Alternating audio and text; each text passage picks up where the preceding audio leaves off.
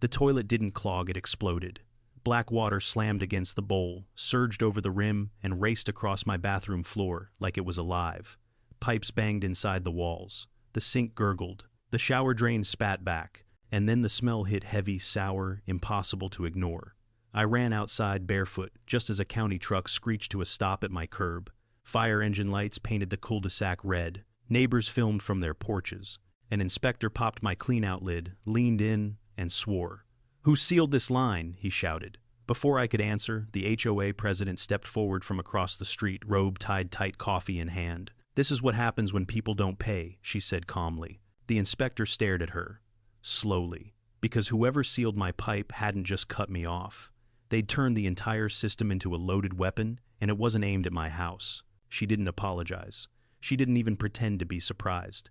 The HOA president stepped onto my lawn without asking, pointed at my front door, and told the county inspector, "He's been non-compliant for months. We approved corrective action." Approved. Like she owned the pipes under my house. Her name was Marjorie Klein, and she spoke the way people do when they're used to being obeyed. Slow, calm, certain. No one would challenge her. She waved a manila folder in the air, thick with HOA letterhead, and announced there was a special infrastructure assessment I'd refused to pay. $18,750. Due immediately. According to her, my refusal justified temporary utility intervention.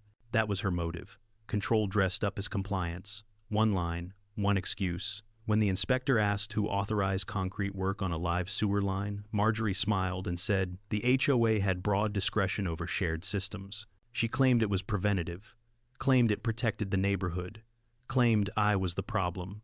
I watched neighbors shift uncomfortably. Some avoided eye contact. Others nodded like they'd heard this tone before and learned it was safer not to push back. Marjorie leaned closer to me and lowered her voice. "Pay the assessment," she said, pleasant as ever, "and this all goes away." That's when I realized this wasn't a mistake. It wasn't a power trip either. She believed the HOA could do anything it wanted, and no one would ever stop her. Marjorie didn't wait for the inspector to finish. She turned to the small crowd, like she was running a meeting, and said, "Everyone, please stay calm. The HOA will handle this." Two men in neon vests stepped onto my lawn behind her. No county logos. One started taping off my front steps. The other raised his phone and began filming my windows. "Don't record my property," I said. "HOA compliance," he replied without looking up. Marjorie smiled like she was doing me a favor. "Alex, this didn't have to happen. But when homeowners refuse to cooperate, we're forced to escalate. Escalate to sabotaging my sewer," I shot back. A neighbor nearby muttered, "She did something like this to the Harpers last year." Marjorie's head snapped toward her. "That's enough," she said sharply, then turned back to me. Her voice softened.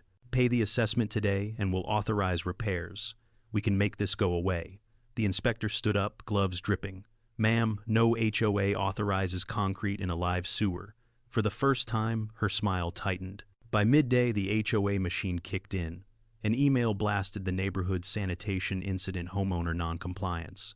Attached was a photo of my porch from that morning, framed like I was the hazard. Then came the charges. Emergency containment fee. Hazard mitigation surcharge. Reaffirmed special assessment. Every line ended the same way, $18,750, due immediately or the HOA would exercise access rights. At 2:17 p.m., my doorbell camera caught the neon-vested man again. He didn't knock. He slapped a laminated notice onto my door, photographed it, and walked away. Notice of immediate access, HOA infrastructure emergency. I called the number listed.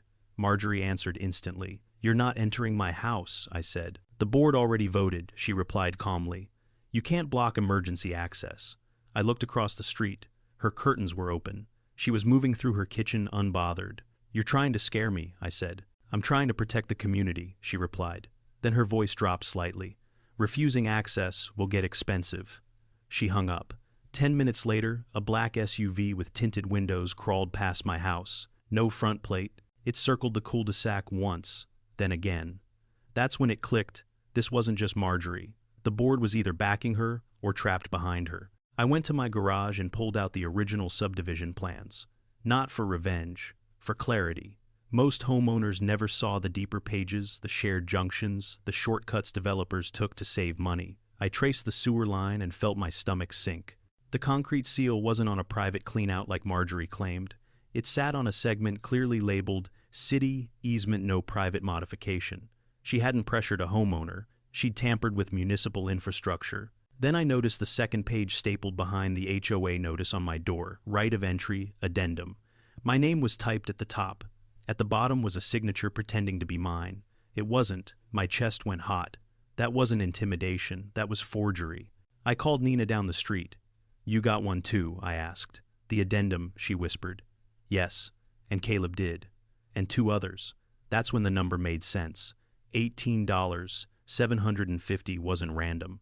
It was engineered high enough to threaten your mortgage, low enough to make people panic and pay quietly.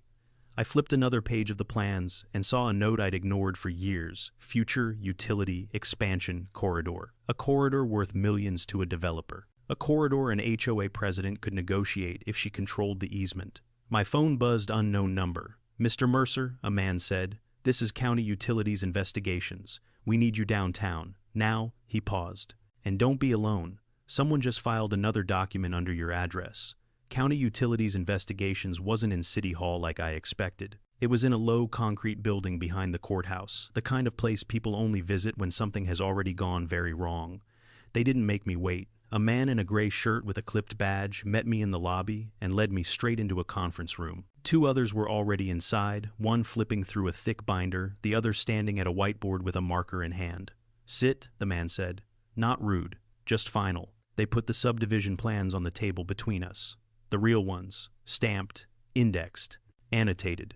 "You know what this is?" he asked. "Yes," I said, "and I know where the cap was placed." That got their attention. I pointed to the junction. "That section is city easement. Any modification requires permits, licensed contractors, and municipal oversight." The man with the binder nodded. "Correct. None were issued." Then he slid another document across the table. It was a permit application. Or what was supposed to be one. HOA letterhead. Project description vague enough to hide intent. And at the bottom, my name again. My signature again. Forged again. The room went quiet. "She filed this at 8:42 a.m., the binder man said. "After the backup? Before inspectors arrived." "So, she tried to backfill permission," I said. "Yes," he replied. "Poorly." They explained what I already suspected, but hadn't fully said out loud yet. Tampering with sewer infrastructure wasn't just vandalism. It wasn't even just fraud. It was felony interference with public utilities. And because the cap created a pressurized system affecting multiple properties, it crossed into endangerment. "Did you retaliate?" the man asked, watching me closely. "No," I said immediately. "I shut everything down and called it in." That was true. They studied me for a moment longer, then nodded. "Good," he said, "because if you had this, would look very different." Before I left, they warned me not to communicate with the HOA directly anymore. Everything would go through counsel or investigators. They also asked me something that made my jaw tighten. "How many neighbors do you think paid?" "I don't know," I said, "but more than a few." That's when they told me about the complaints. 6 informal tips, 2 formal statements, all involving emergency assessments, all under similar pressure, all quiet, until now. When I stepped back outside, my phone was vibrating nonstop. Texts, missed calls, HOA emails marked urgent. Marjorie knew. She didn't know how much yet, but she knew the ground was shifting. The emergency HOA meeting notice hit inboxes at 6:03 p.m. Mandatory attendance, community infrastructure crisis. Location, the clubhouse. Time, 7:30 p.m. The tone wasn't calm anymore. It was sharp, commanding, desperate. Nina called me. "She's panicking," she whispered. "She went door to door an hour ago. About what she told people not to talk to outsiders. Said lawyers were twisting things. Said if we stuck together, this would blow over." That told me everything. Marjorie wasn't trying to win anymore. She was trying to contain. At 7:10, another email came through, this one only to me. Final offer. She offered to waive the assessment, offered to cover temporary inconvenience, offered to call the incident a misunderstanding, all if I agreed in writing that the HOA acted in good faith. I didn't respond. At 7:24, my phone rang again. Unknown number. I answered. Her voice was tight now. No smile left in it. "You don't understand what you're doing," she said. "You're going to destroy property values. People will blame you." "You forged my signature," I replied, "and you blocked a city sewer." A beat of silence. Then she snapped. "You should have just paid." That was it. No denial, no justification, just entitlement, raw and exposed. "I'm recording this," I said. She hung up. When I arrived at the clubhouse, the parking lot was overflowing. People stood in clusters, whispering. Phones out, eyes darting. Inside, Marjorie was already at the front table with 3 board members who looked like they hadn't slept. Stacks of paper everywhere. Bottled water, untouched. She launched into the meeting before everyone even sat down. "This community is under attack," she said loudly. "By misinformation. By outsiders. By one homeowner refusing to cooperate." Murmurs rippled through the room. Then the doors at the back opened. 2 county officials walked in, followed by a woman in a dark blazer carrying a laptop bag. Marjorie froze mid-sentence. The lead official spoke calmly. "This meeting will pause," he said. "We need to address a matter involving unauthorized modification of municipal infrastructure." The room went silent. Marjorie tried to recover. "This is an HOA matter. It is not," he cut in, "and it hasn't been for some time." The woman set her laptop on the podium and plugged it in. "We have documents," she said. "Permit filings, forged signatures, contractor statements, and recorded communications." Every head in the room turned toward Marjorie. She opened her mouth. Nothing came out. "This is your opportunity to remain silent," the official added, "or to make things worse." That was the moment, the exact moment when the balance tipped. Not because I spoke, not because I argued, but because the system she thought she controlled finally stepped into the room, and she realized too late that there was no board vote, no fine, no threat big enough to stop what was coming next. The room stayed frozen after the county officials took their places. No one sat, no one spoke, even the air felt tight. Marjorie recovered first. She always did. She straightened her blazer, forced a smile, and turned to the crowd. "Let's not panic," she said. "This is a misunderstanding. The HOA acted in good faith to protect." "Stop the county," official said, calm but absolute. "We're not here for speeches." Murmurs rippled through the room. Chairs scraped as people finally sat, eyes locked on the front table. Board members avoided Marjorie's gaze. She tried again, louder this time. "This homeowner refused to cooperate. We followed procedure. Procedure requires permits," the official replied, "and licensed contractors." Marjorie's jaw tightened. "We have documentation. That's why we're here," he said. A deputy stepped to the door and closed it. Not aggressively, just enough to signal this wasn't optional anymore. Marjorie glanced at me for the first time since I walked in. Her eyes weren't angry now. They were calculating. She leaned into the microphone. "I think everyone should hear both sides." The official nodded once. "They will." Then he gestured to the woman with the laptop. "Go ahead." The screen lit up behind them. First, a city map of the sewer grid, the shared junction, highlighted in red. A clean, clear label blinked at the bottom, city easement. Next, a permit application dated the morning of the incident.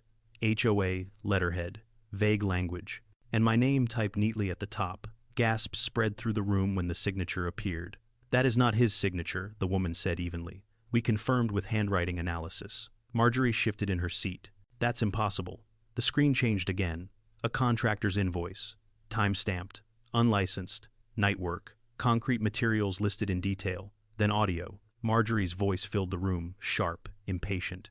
"Just seal it. He'll pay once it backs up." Someone whispered, "Oh my God."